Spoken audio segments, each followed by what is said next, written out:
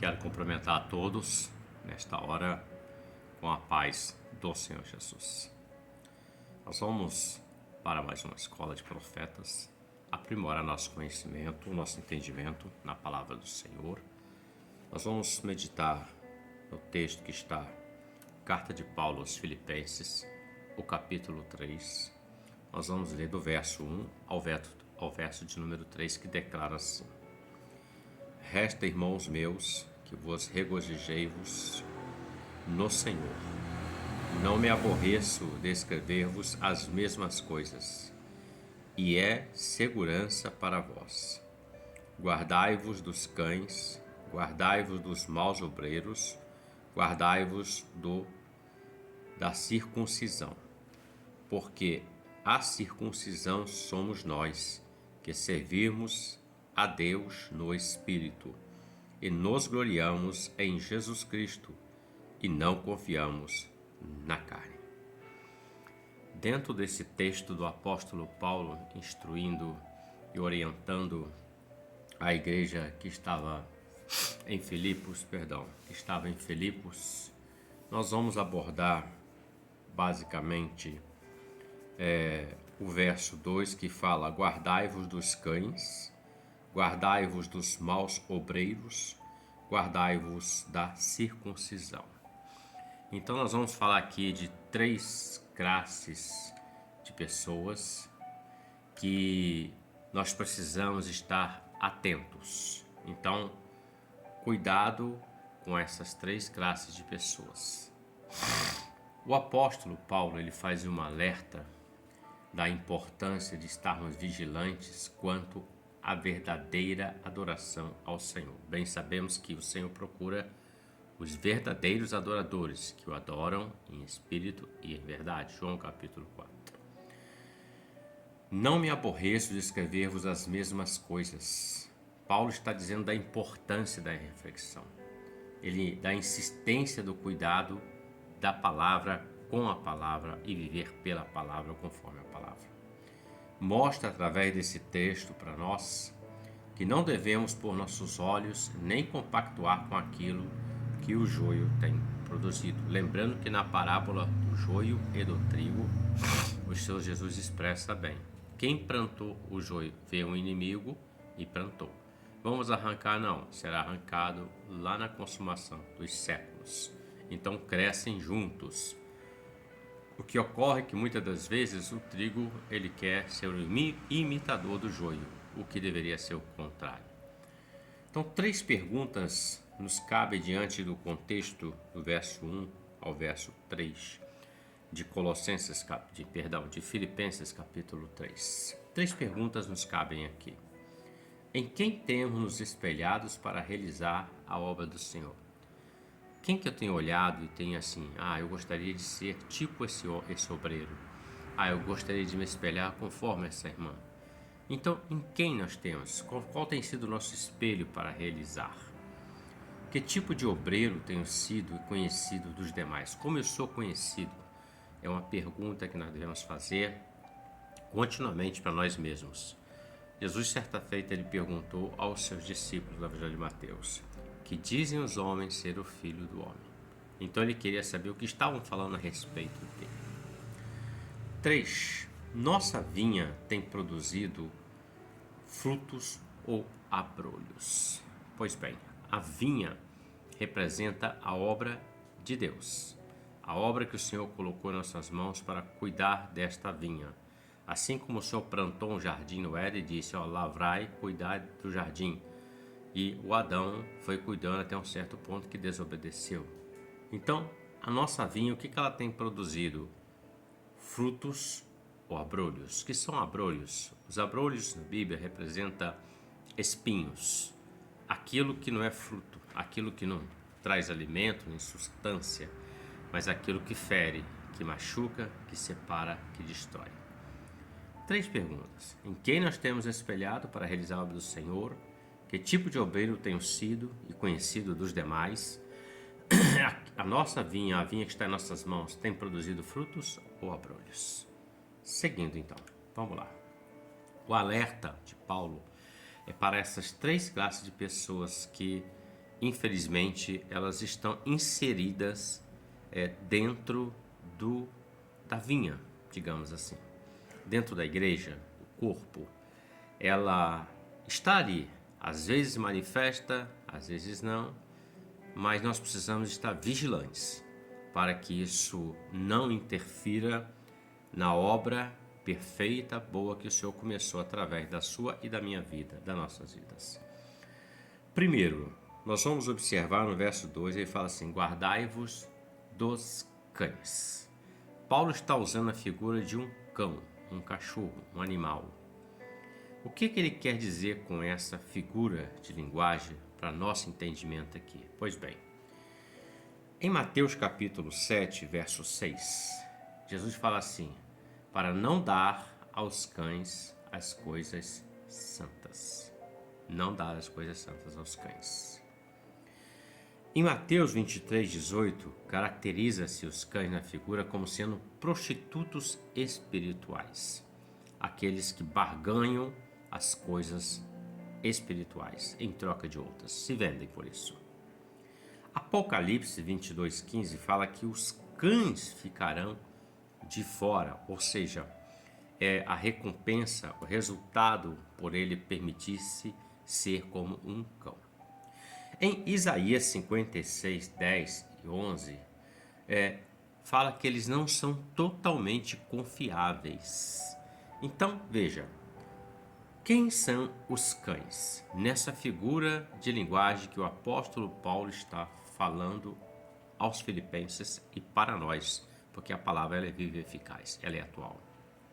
Bom, um modo muito comum que a maioria de nós do meio cristão evangélico sabe é que os cães são aqueles que sempre voltam ao vômito, voltam ao passado, voltam à sujeira. Ou seja, aqueles que vieram, reconheceram a Cristo como Senhor e Salvador, são lavados, eles passam pelo processo da palavra, do novo nascimento, porém, eles não se deixam ser lavados totalmente. Há uma certa aparência, na verdade. Então, a aparência nunca vai ser o ponto de nós dizermos se aquele de fato é e aquele não é. Porque quem conhece quem é do que não é o Senhor. O Senhor olha o coração. Tanto é que a igreja, a noiva do Cordeiro, a noiva do Senhor Jesus, que vai subir, o nome dessa igreja não é nenhuma placa nominal, conforme nós temos várias denominações. Não. É a chamada igreja fiel e verdadeira. É a igreja invisível. Toda a cristandade sobre a face da terra caminha como cristãos. Mas dentro dessa cristandade tem uma igreja chamada fiel e verdadeira, a noiva do Cordeiro. Essa é que vai subir quando tocar a trombeta. Pois bem, os cães são esses que voltam à sujeira, preferem voltar ao passado, gostam de se manchar novamente e assim vai sucessivamente. A palavra nos fala do primeiro rei de Israel, o rei Saul. Alguém que foi ungido para ser o rei, o representante do povo de Deus, o rei, o governante. Porém, esse rei, ele a princípio, ele foi cheio do Espírito Santo. Ele profetizou junto com os profetas naquele vale. Ele começou a obedecer ao Senhor durante o seu reinado, mas ele foi cada dia mais gradativamente se desviando da verdade, procurando outros caminhos, outras formas, e não obedecer ao Senhor. O que acontece com esse rei chamado Saul? A palavra fala que Deus rejeitou Saul, mas não tirou ele do trono, rejeitou ele como sendo o seu ungido. E a palavra fala que o Espírito do Senhor, o Espírito Santo, saiu do rei Saul. E quando o Senhor manda Samuel até Belém, a casa de Jessé, ou belemita, ele unge Davi e o Espírito Santo veio sobre Davi. Então, são aqueles que voltam. O Espírito Santo já não habita mais com esse templo que permite se manchar com as sujeiras. Não há assim um temor, não há mais um arrependimento. Antes, quando estava na obra, era usado, vaso de honra para a glória de Deus. Mas caiu nas mãos do tentador, do mundo da ação maligna, e não se levantou, porque Deus levanta o que está caído, desde que o homem se arrependa e vá até o Senhor. Nós estamos tomando exemplo aqui o rei Saul, que perdeu o Espírito Santo, e o Espírito Santo veio sobre Davi. O próprio rei Davi, ele errou por 3 vezes, mas ele não abandonou o Senhor. Antes ele confessou os seus pecados, ele permaneceu com o Senhor, e o Espírito Santo permaneceu nele. Por quê? Porque há perdão, há uma restauração da parte do Senhor. Só não há na vida daqueles que não vão até o Senhor, daqueles que não querem e preferem ficar manchados, e a vida vai caminhando até a morte, como o caso do rei Saul. O período de Juízes, capítulo 5, verso 32 até o capítulo 6, vai falar de um período onde o povo começa a se desviar. Ele começa a voltar à sujeira. Ele começa a sair da presença de Deus. E veja que aquele povo todo que estava no período do juízo era um povo que saiu com Josué. Passaram pelo deserto, aqueles 20 anos para baixo, morreu 20 anos para cima, é aquela geração de 20 anos para baixo que cresceu, adulto, entra em Canaã, começa a conquistar, e morre Josué, morre os anciãos, toda aquela geração, e o povo começa a voltar atrás, idolatria, paganismo e tantas outras coisas. Em 2 Timóteo, capítulo 4, 10, Paulo faz uma advertência. Ele fala assim: Demas me abandonou amando o presente século. Ele está falando de um obreiro que caminhou com Paulo sobre a face da terra, que andou com o apóstolo Paulo, aprendeu com o apóstolo Paulo, que foi um obreiro de valor, mas ele amou o presente século, ou seja, o mundo, e se desviou.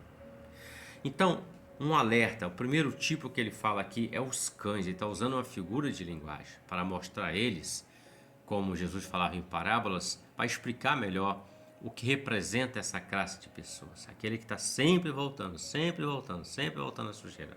São os cães. Então essa é a primeira classe de pessoas que estão no meio cristão evangélico. E Paulo está dizendo, guardai-vos dos cães. Ele está dizendo, fiquem alerta, se afaste disso, porque se você se envolver, vai voltar à sujeira na sua vida.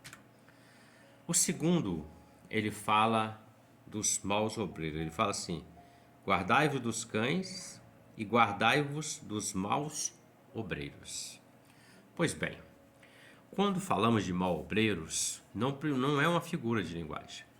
De cara, falamos mau obreiro. Já sabemos, aquele que faz a obra indevidamente, não é fiel, já se identifica por isso.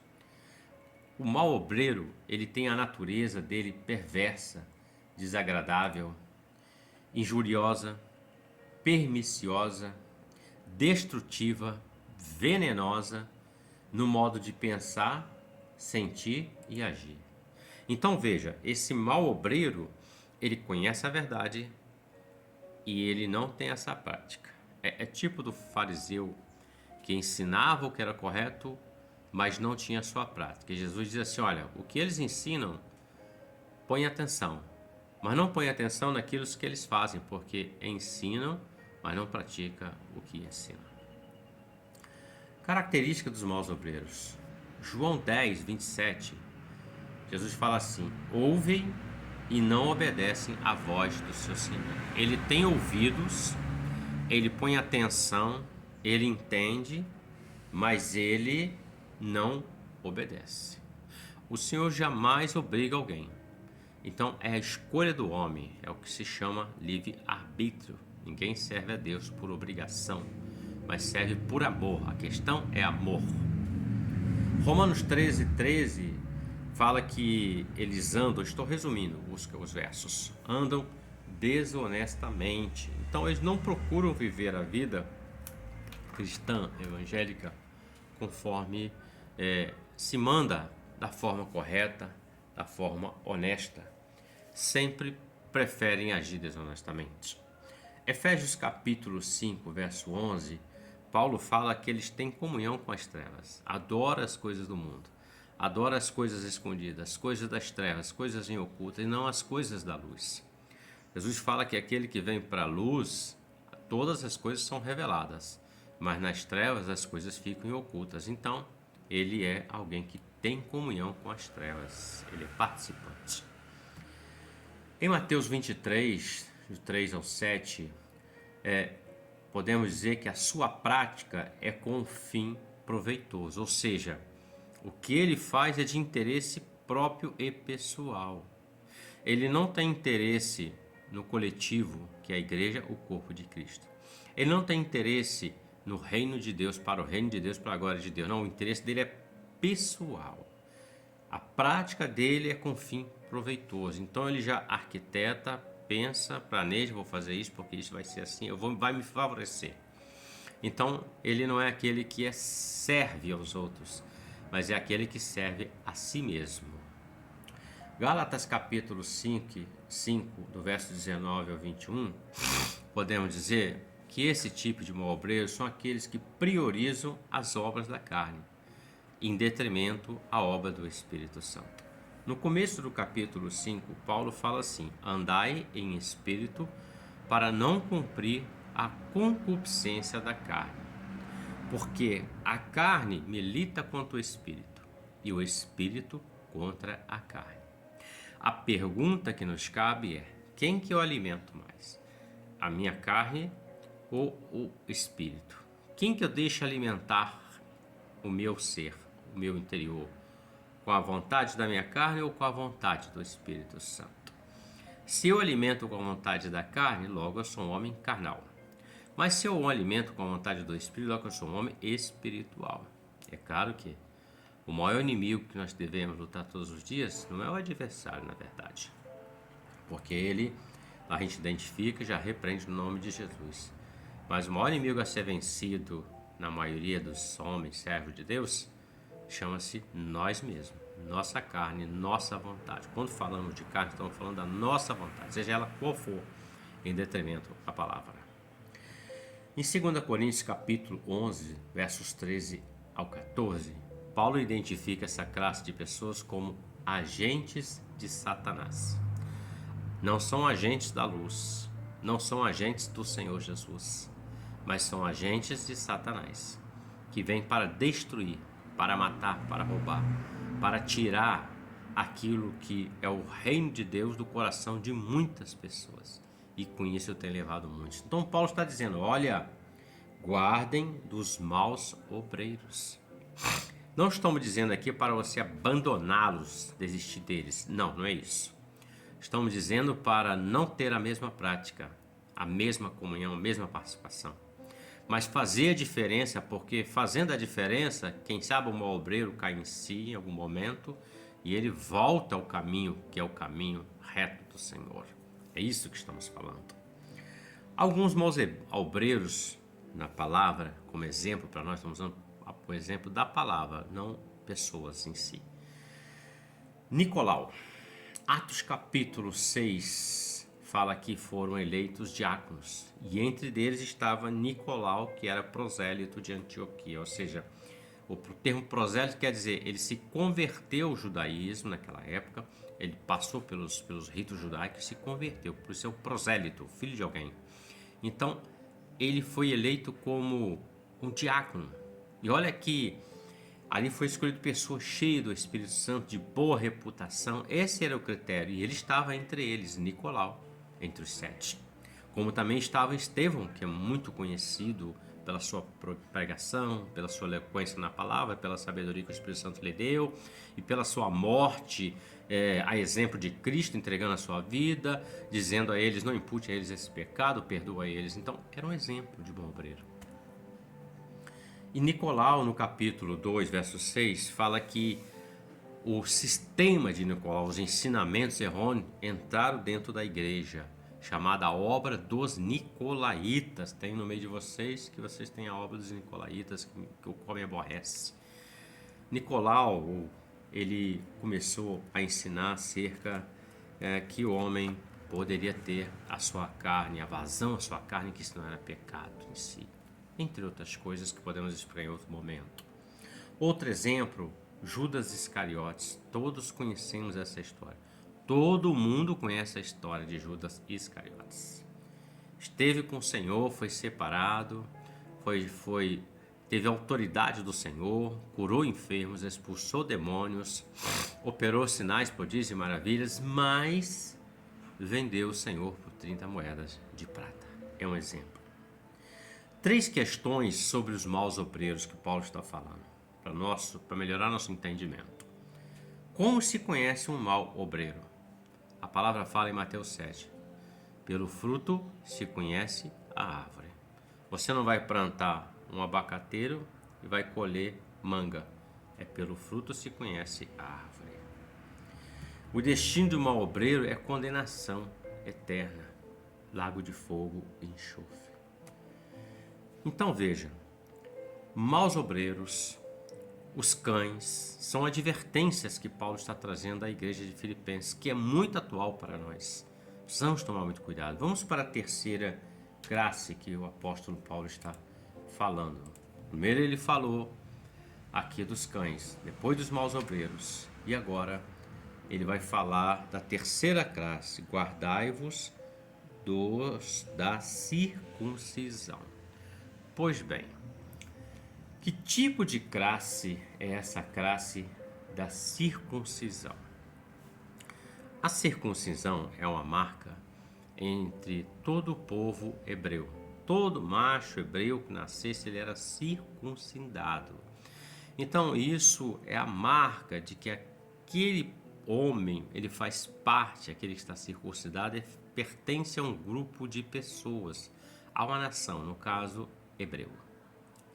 Então o termo circuncisão, ele aponta para o povo religioso. Os da circuncisão, era a cerimônia religiosa onde era cortada a pele chamada prepúcio de todo menino judeu, 8º dia. Ele era circuncidado. Era o sinal da aliança que Deus fez com Israel. Está em Gênesis 17, quando começa. E algumas vezes representava circuncisão espiritual, ou seja, ter a marca. Nós temos uma marca, a marca de Cristo em nós. Pois bem.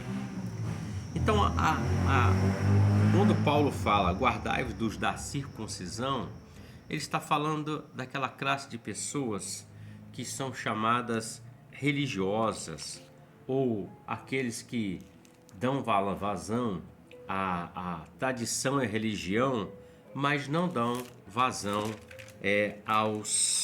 à palavra, ao novo nascimento. Em Mateus capítulo 15, do verso 1 ao 11, o Senhor Jesus, ele diz assim: chegaram ao pé de Jesus uns escribas e fariseus de Jerusalém, dizendo: por que transgride os teus discípulos a tradição dos anciãos, pois não lavam as mãos como comem pão? Ele, porém, respondendo, disse: por que transgredis vós também o mandamento de Deus pela vossa tradição? Porque Deus ordenou, dizendo: honra teu pai e tua mãe. E quem maldisser ao pai ou à mãe, que morra de morte. Mas vós dizeis: qualquer que disser ao pai ou à mãe, é oferta ao Senhor, o que poderias aproveitar de mim. Esse não precisa honrar nem o pai nem a sua mãe. E assim invalidastes pela vossa tradição o mandamento de Deus. Hipócritas, bem profetizou Isaías a vosso respeito, dizendo: este povo honra-me com seus lábios, mas o seu coração está longe de mim. Mas em vão me adoram, ensinando doutrinas que são preceitos de homem. E chamando assim a multidão, disse-lhes: ouvi e entendei. O que contamina o homem não é o que entra na boca, mas o que sai da boca. Isso é o que contamina o homem. Então Jesus repreendeu a forma como a tradição e a religiosidade daquela época, ela impedia ou tentava impedir o reino de Deus, a mudança na vida do homem de Deus. Infelizmente, em nossos dias, nós temos muito disso. Alguns dizem: não, a minha igreja que é certa, não, a minha religião que é certa. Ah, não, mas se não fizer isso, não vai alcançar a salvação. Ah, mas se eu comer aquilo eu posso. O outro diz assim: não pode. Então, esse é o perigo. Quando o homem ele está envolvido na religião, ele perde o melhor de tudo, que é a revelação, que é o entendimento, que é o ensinamento pelo Espírito Santo. Jesus disse o seguinte: naquele dia, falando aos apóstolos, não vos preocupeis com o que haveis de falar, porque meu Espírito falará por vós. E ele disse: eu vou rogar ao Pai e ele vai enviar o Espírito Santo da promessa, o Consolador, a que o mundo não pode receber, mas ele habita em vós, e ele vos ensinará todas as coisas. Então, o Espírito Santo, ele é quem revela a palavra, é o mestre que ensina a palavra às nossas vidas. Então, quando o homem ele segue religião, ou melhor dizendo, ele é um religioso, é um tradicional, ele está seguindo tradição de homens e religiosidade de homens, conceitos. Há algum tempo passado, em alguns lugares, ainda tem esses conceitos, né? Muitas coisas como usos e costumes estão em muitos lugares. Então, há muito tempo atrás se entendia que se não tivesse uso e costume, o homem não alcançaria a salvação. Hoje, já com o entendimento da palavra, muito se entende, não. O uso e costume é para preservar uma identidade, um bom testemunho, mas isso não tem a ver com o fato de ser salvo, não é isso? Pois bem, quando nós tomamos o cuidado devido para que nós não sejamos apenas religiosos. O que é um religioso? Simples. É aquele que não falta um culto, principalmente aos domingos. Todo domingo ele está na igreja, ele louva, ele ouve a palavra, ele se quebranta, vai embora. E durante a semana ele some, aí ele volta no domingo, porque ele entende que o domingo é o dia do culto. Domingo é o dia do Senhor, domingo é o dia... Esse é um religioso. O religioso, ele entende que seguindo aquela tradição, ele vai alcançar. Não vai. Não vai. O homem precisa ter íntima comunhão com o Senhor. Quando Jesus ensina, ele está falando de ter todos os dias vivência com Deus. Quando o povo estava no deserto, todo dia eles tinham que comer o maná, não é verdade? Então, Deus dava o maná, o pão que desceu do céu. O pão que desceu do céu hoje é o Senhor Jesus, a sua palavra. Então esse maná, que é a palavra, é diário para as nossas vidas. Tem aqueles também que não perde um culto de ceia na sua igreja, mas ele não se envolve com o corpo de Cristo, que é a igreja. Ele não participa, ele não quer participar, ele é convidado, ele rejeita, ele não busca, ele não tem isso. Então ele entende que não, se eu participar da ceia, para mim é o ponto máximo, mas só isso não vai adiantar. A ceia, dessa forma, não representa nada. É o que Paulo fala: examine, pois, o homem a si mesmo, assim coma deste pão e beba deste cálice. Porque aquele que come e bebe indignamente, come para sua própria condenação. Por isso muitos estão fracos, porque acha que vou comer um pedacinho do pão, beber um cálice com fruto da vide, eu renovo minha aliança. Mas passou aquele dia, ele não tem comunhão, nem com o corpo, que representa o pão, e nem com Cristo, que representa o cálice, porque ele vive a sua vida segundo o desejo do seu coração. Então, tradição, religiosidade não vai salvar ninguém, e isso é perigoso, porque o religioso, o tradicional, ele quer inculcar na pessoa. Não, é assim, é essa cor que é. Ah, não, é esse chapéu, é esse jeito. Não, é essa forma, é nessa posição. Não, não é isso. O reino de Deus, nós somos livres dessas coisas, mas somos dirigidos pelo Espírito Santo. Então, Paulo está falando de tomarmos cuidado com 3 classes de pessoas. É o que ele fala. Cuidado com os cães, cuidado com os maus obreiros e cuidado com aqueles que são da circuncisão. Então, eu quero concluir essa nossa escola de hoje, dessa semana, dizendo o seguinte, que está em Mateus 15:33. Ele fala assim: não vos enganeis, as más conversações corrompem os bons costumes. Talvez alguém possa dizer assim: não, mas eu não me corrompe hoje. Mas se ele todo dia se assentar aquelas más conversações, se ele olhar seriamente para dentro de si, como homem de Deus e mulher de Deus, ele vai ver que ele já está começando a ser como um daqueles. No falar, no agir, no pensar, no refletir. Já alguma coisa está fugindo da mente dele para ter a mente de Cristo. Então, cuidado. Muito cuidado quando ver isso, como diz Paulo, foge, afasta-te. Que Deus te abençoe, que Deus nos abençoe por essa palavra em nome do Senhor Jesus. Amém.